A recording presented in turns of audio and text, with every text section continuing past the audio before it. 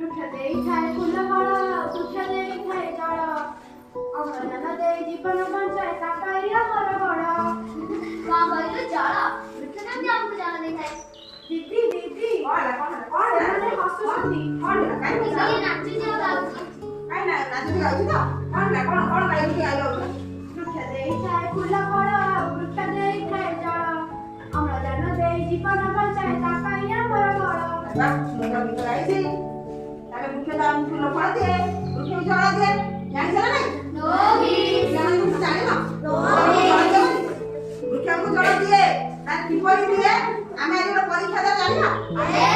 ଆଚ୍ଛା ଠିକ ଅଛି। ସମୀର, ଯୋଉ ଗଛଟା ଆମେ ପଲିଥିନ ମୁଣି ବାନ୍ଧି ଆସିଲେ ସେ ଗଛଟା ଟାଣିଲ। ଏଇ ଗଛ ଡାଳରେ ଆମେ ପଲିଥିନ ବାନ୍ଧି ଆସିଥିଲେ 15-20 ମିନିଟ ପୂର୍ବରୁ ବାନ୍ଧିଥିଲି ମୁଁ, ହେଲା? ତେଣୁ ଦେଖ ପିଲାମାନେ କହିଲେ ପଲିଥିନ ମୁଣି ଭିତରେ କଣ ସବୁ ଲାଗିଛି ଦେଖା ହଉଛି? ଜଳବିନ୍ଦୁ। ଜଳବିନ୍ଦୁ ସବୁ ଲାଗିଛି ନା ନାଇଁ? ତାହେଲେ ଏଇ ଜଳବିନ୍ଦୁ କୋଉଠୁ ଆସିଲା? ଏଇ ଜଳବିନ୍ଦୁ ଏଇ ପତ୍ରରୁ ହିଁ ବାହାରିଛି। ଏଇ ଗଛରେ ଥିବା ପତ୍ର ଦ୍ୱାରା ଏଇ ଜଳବିନ୍ଦୁ ବାଷ୍ପ ଆକାରରେ ଆସି ଏଇ ପଲିଥିନରେ ଜମା ହେଇଛି। ଜାଣିଲ ନା?